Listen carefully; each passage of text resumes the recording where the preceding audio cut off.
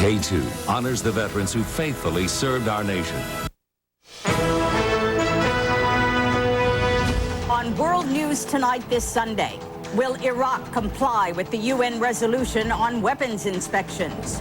The Iraqi parliament meets tomorrow in emergency session as the Pentagon prepares for war. The 7-hour interview. What did teenage sniper suspect John Lee Malvo say to investigators? The high rate of breast cancer in one of the wealthiest counties in the country, and going door to door for answers. In England, Princess Diana's butler speaks. There's so much to say. Eminem's new tune. #1 at the box office and on the charts. And from combat to canvas, a veteran's story. From ABC News World Headquarters in New York, this is World News Tonight Sunday. Good evening, everyone. I'm Carol Simpson. Tonight, Iraq is facing mounting pressure to comply with the United Nations resolution requiring it to disarm. The Security Council's unanimous approval of the resolution on Friday put into motion a series of deadlines, and the first one is fast approaching. ABC's Martha Raddatz is in Washington. Martha? Carol, Saddam Hussein has just 5 days to respond to the Security Council, and it looks like he's going to take every one of them before he makes up his mind. Today, Iraqi TV reported that Saddam Hussein has ordered his parliament into emergency session tomorrow to decide how to respond to the UN resolution.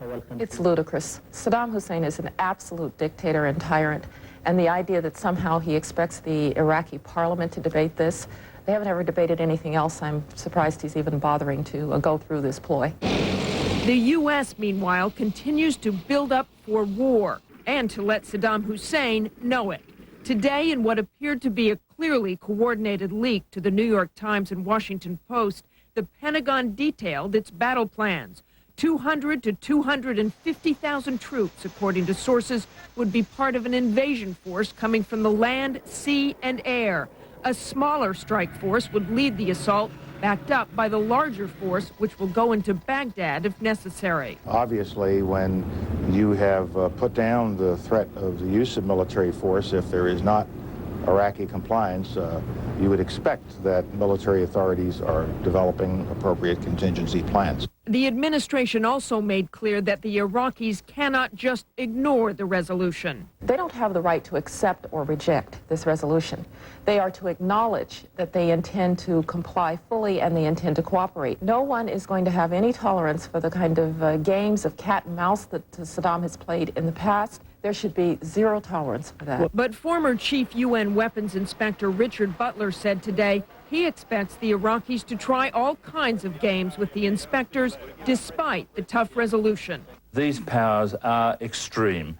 Will Iraq cooperate with that? I'm not sure. I suspect they will not.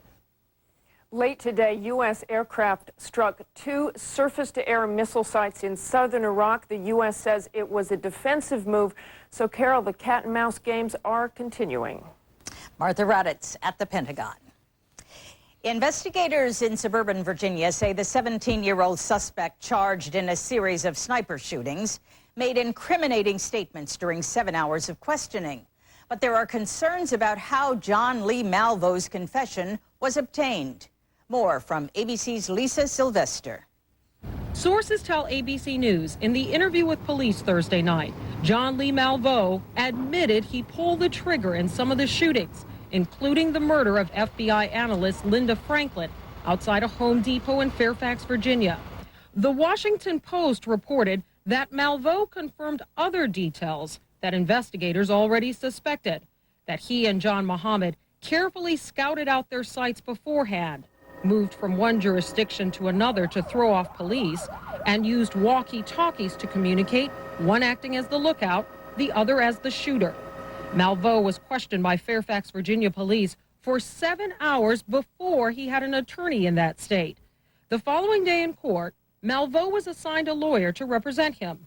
That attorney is now working to get his statement suppressed. I'm not at all comfortable with a 17-year-old being in police custody, being interrogated for that long a period of time. without any representation. Malveau's court-appointed guardian was also not present during the interview. But legal experts say as long as Malveau knowingly waived his Miranda rights, his statements are likely admissible. There was no requirement, no legal requirement, that police get approval from a guardian or that police get approval from his attorney in the federal charges in Maryland in order to question him. Late today, Malveau's attorney released a statement calling his client's interrogation unconstitutional and added it's a blatant strategy to poison the jury pool. Lisa Sylvester, ABC News, Washington. Members of Congress returned to Washington this week, the nation's economy very much on their minds. One cause for concern, a monthly survey of the nation's leading economists called Blue Chip Economic Indicators, out today. Heading into the holiday season, forecasters predict the weakest consumer spending in a decade. ABC's John Berman reports. Factories are sputtering, investment banks are shrinking, and consumers are hardly spending. No wonder today's economic report says the near-term outlook is bleak. I think it portrays a U.S. economy that is back on the cusp of a renewed recession, which is going to be tough for American workers and households. The economists reduced their forecast for growth this quarter to just 1.6%. Over time, you can see their attitude dim. In July, they projected growth this quarter would be at 3.7%. By September, 2.9%, and October, 2.2%. There's a lot of negative forces that are now coming together, bearing down on the U.S. economy. The forces include the looming possibility of war with Iraq, the hangover of economic scandals, and a global economy in worse shape than our own. The Federal Reserve stepped in to help last week, cutting interest rates yet again. But most economists say it will take more.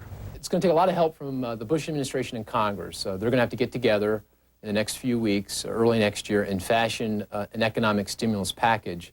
Last year's tax cut, with most of the money coming later, will not help much now. The president says he will seek additional measures. We must have an economy to grow at a faster and stronger pace so Americans can find a job. And so I work with new Congress to pass new growth and jobs packages early next year. Whatever Washington does, economists say it must be done soon. The biggest problem with such weak growth is there is no room to absorb more bad news that could be just around the corner. John Berman, ABC News, New York. In other news around the nation, some rough weather swept through Tennessee. 2 possible tornadoes ripped across the state, killing at least 3 people and injuring 13. Thousands lost power. Storms damaged mobile homes in Montgomery and Carroll counties west of Nashville.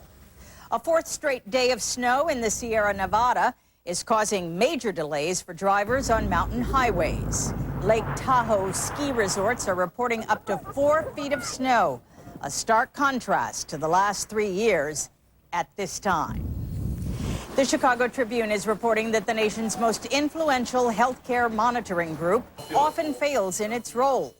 Among other things, the paper found that the Joint Commission on Accreditation of Healthcare Organizations grossly underreports patient deaths from infections contracted during hospital stays. Cancer is the 2nd leading cause of death in this country. One of the nation's wealthiest communities, Marin County, California, has staggeringly high rates of the disease, including breast cancer, and no one knows why. But this weekend, there was an extraordinary attempt to solve this medical mystery. ABC's Judy Muller has more from Marin County. Thousands of volunteers knocked on thousands of doors in Marin County this weekend with one issue on their minds. What do you think is contributing to cancer incidence in Marin County? I have no idea. Okay. I'd like to know, though. Marin County has a high rate of cancer, especially breast cancer, 40% higher than the national average. Liz Fox, a 37-year-old mother of 3 young children, was diagnosed this year. Why me and why now and why in Marin? And I just don't have the answer. No one has the answer, but everyone has a theory. Lately I've been thinking maybe it's the water. I don't know what to think because I'm concerned for my wife. That concern translated into a huge turnout of volunteers for the Marin Cancer Project, formed out of frustration over a lack of government action. Many people are getting cancer here. Many people are dying of cancer here, and we need to do something. The unprecedented grassroots effort is aimed at collecting data and enough money to pay for a full-time epidemiologist. Marin's population has already been identified as a high-risk population of affluent white professionals. With the professional comes having fewer children or not having children at all, delaying childbearing altogether. But those factors alone do not account for the astronomical rates of cancer in Marin. Prostate cancers are also high. Ken Pratt, who is now undergoing radiation, was among the volunteers. This kind of survey has never been done before, where a community decides to assess itself to figure out something that scientists can't figure out. The group's leaders have vowed to stick with the project until the mystery is solved. Until people are healthy, until people aren't dying, until you know that your daughters and sons are going to grow up in a healthy environment, it's not enough. Meanwhile, 6 women are diagnosed with breast cancer in Marin County every week. And every week, at least one woman dies. What is your greatest health concern? Probably cancer. Judy Muller, ABC News, Marin County, California. Still ahead on World News Tonight this Sunday, the very public frenzy over Princess Diana's former butler. Eminem's film debut grosses big at the box office. And the long way home for one veteran through his art. This is World News Tonight Sunday, brought to you by Celebrex.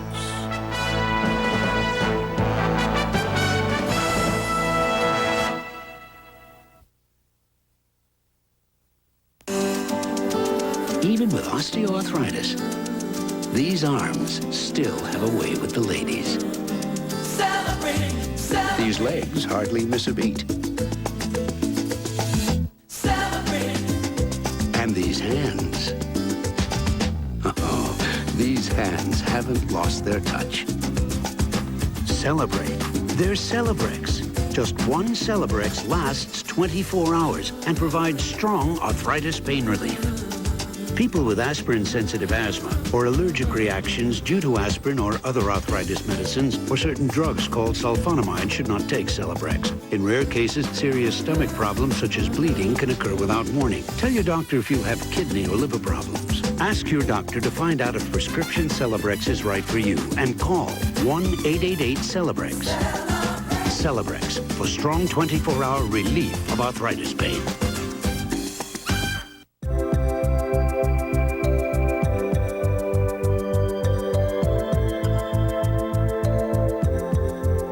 Imagine if you could always have this much personal space.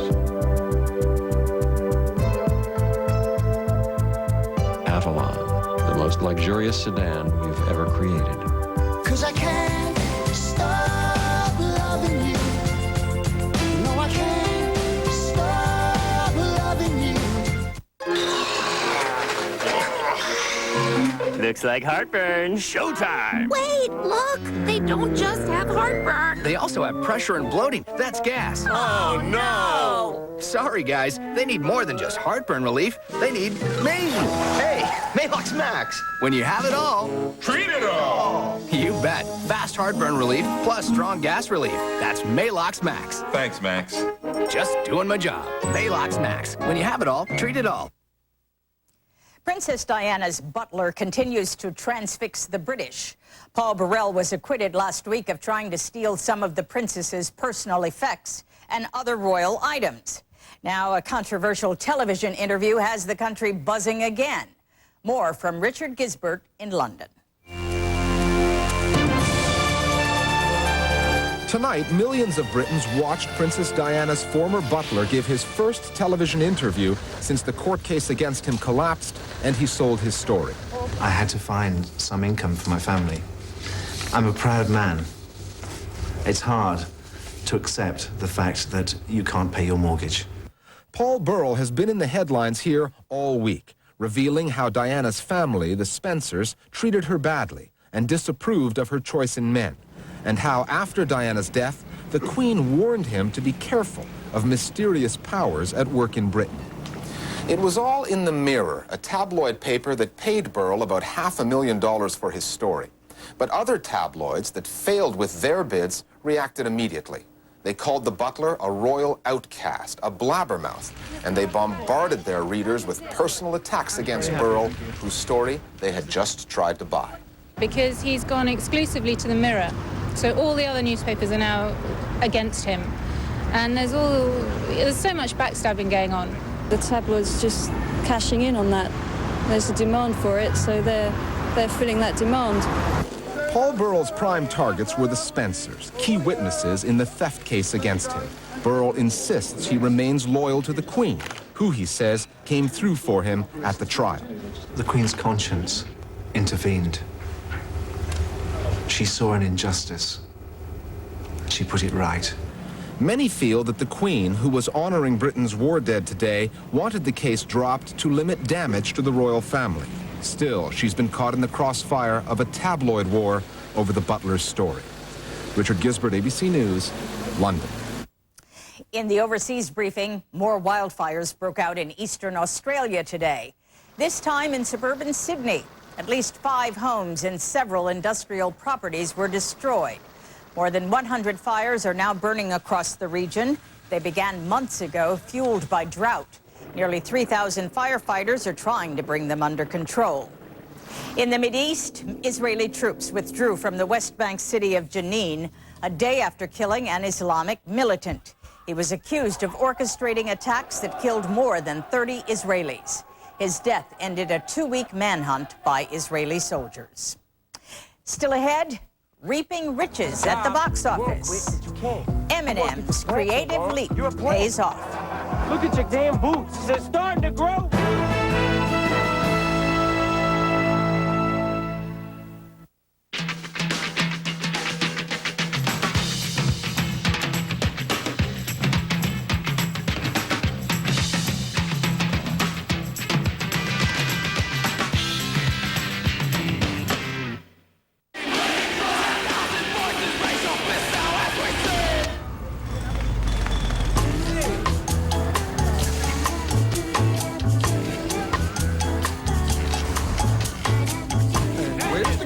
Looking for parental controls that work harder?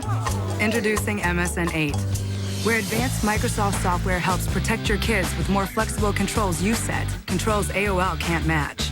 It's better with the Butterfly. Call 866-TRY-MSN 8. Every day for thousands of years, Old Faithful has been, well, faithful. You can almost set your watch by it. What causes it to stay so regular?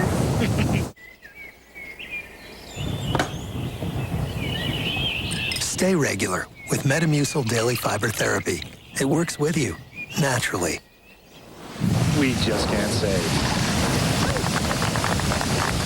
Get regular, stay regular, naturally. Also available in tasty wafers.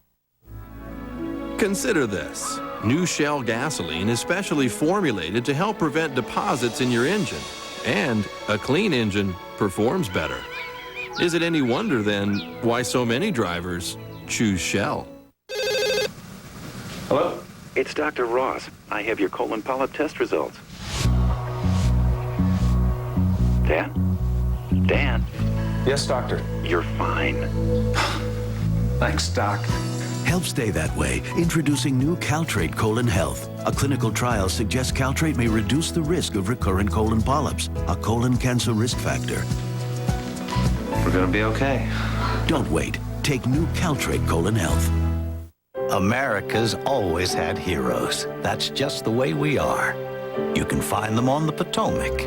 You can find them in Cooperstown. You can find them almost anywhere. Now might be a nice time to pack up the family and go search out a few heroes of your own. There are over 4 million miles of roads in Alamo country, and with values like this, they're easy to explore. Alamo, the official rental car of the American vacation. At the box office today, Eminem rules. The rap star's loosely autobiographical film, 8 Mile, came in at #1 this weekend, earning more than $54 million. His crossover from recording artist to film star. From ABC's Brian Rooney in Los Angeles. From the streets of Detroit to the red carpet of Hollywood, the angry rapper Eminem would seem to have set a speed record going from rebel to sellout.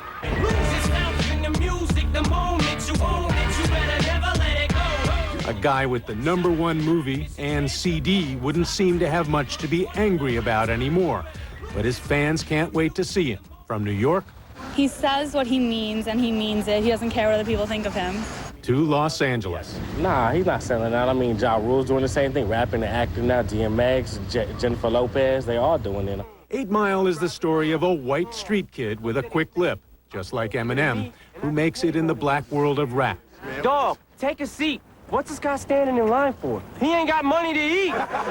Check this out. Yo, this guy cashed his whole check and bought one ho-ho. I don't know what they told you, Mike.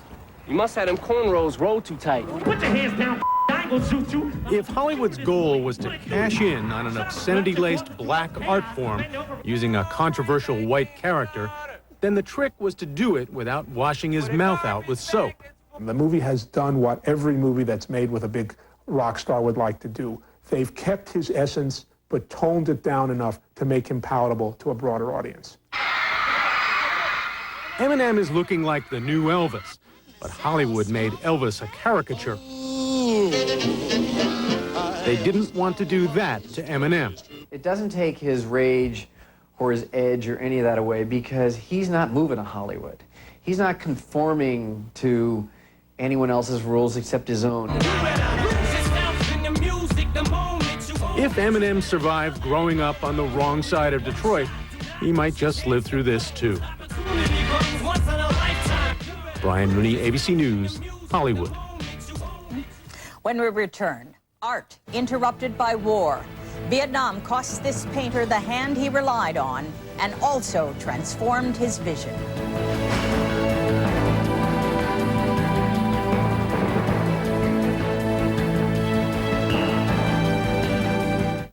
Some mornings I was so constipated I could hardly finish my route till I tried new X-Lax Ultra. The power of X-Lax in a tiny little pill with guaranteed relief by 8 a.m. Good morning. New X-Lax Ultra with the X-Lax Good Morning Guarantee.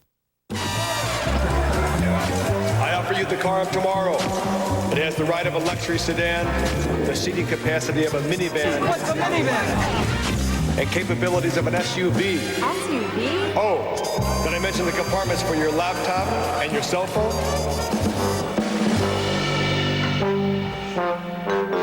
They just weren't ready for it. Are you? My name is Harley Earl, and I've come back to build you a great car. Buick, the spirit of American style. Because Aleve contains the fast-acting form of prescription naproxen, just 2 pills have the strength to last all day.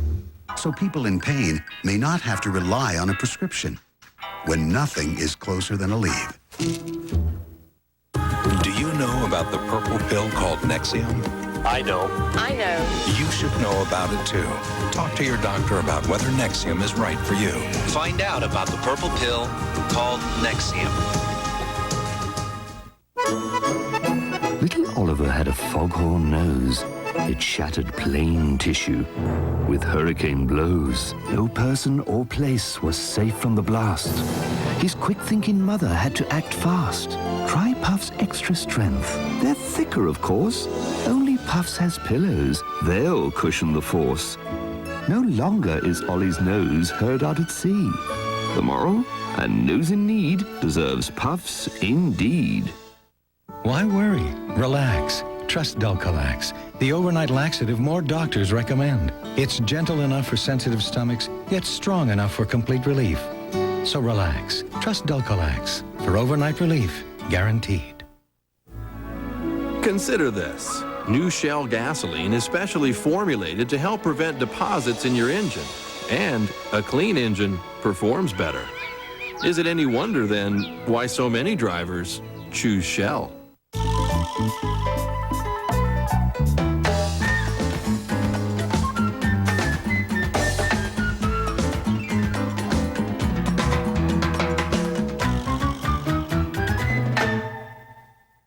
ABC Tonight, one explosive case. You can't try. The man was raped. Will turn this lawyer against his partners. Don't play games with me. Do I make myself clear? This husband against his wife. It's totally prejudiced. I don't really want to talk about this. And push this man to his breaking point. I'm leaving. A new practice following a new alias. ABC Tonight, 10/9 Central.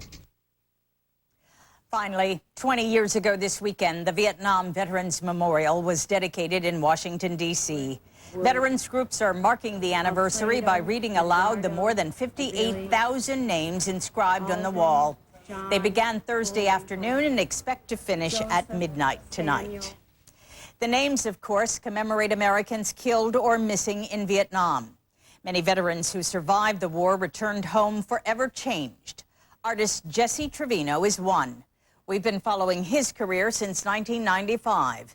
And on the eve of Veterans Day, ABC's John Quinones tells his story.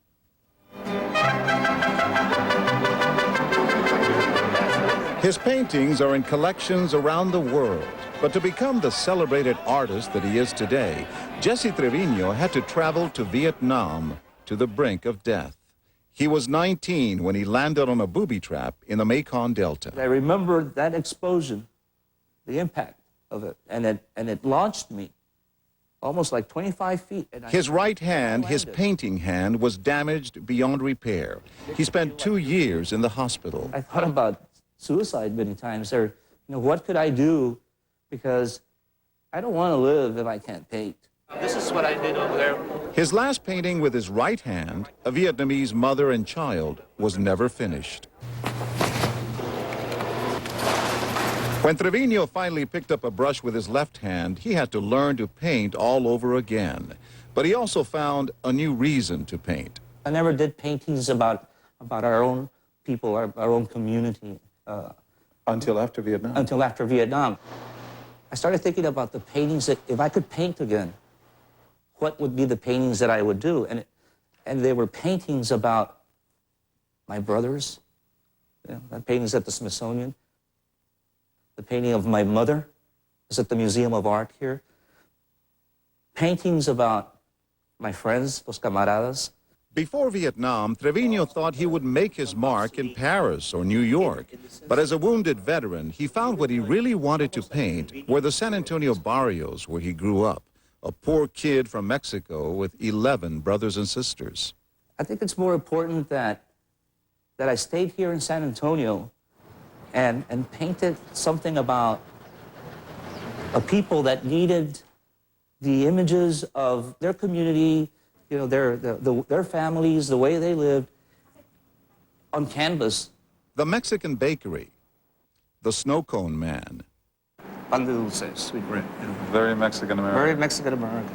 Even though maybe if I'd stayed in New York, I'd have sold paintings a lot earlier in my career, this was a little different. I felt that what I was painting was from the heart and that somebody needed to do it. And if San Antonio left its mark on Jesse Trevino, Trevino also left his mark on the city. This 9-story mural on a children's hospital dominates the plaza. This one in a bank lobby tells the city's history. Everything painted with his left hand. But remarkably, Jesse says, that really doesn't matter. Painting comes from within. It really does. I didn't really know that, but I know now that it does. Your hands, yeah, you work with them and all of that, but it's what's within that's going to come out on the canvas. John Quinones, ABC News, San Antonio. Amazing work. And that's our report. I'm Carol Simpson. For all of us here at ABC News, have a good week and good night.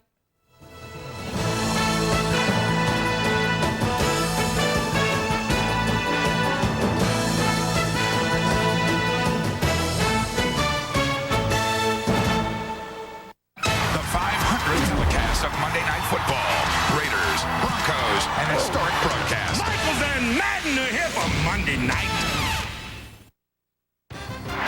Now on K2 News at 6:30. He was a great kid. No reason for him to do what they said he did.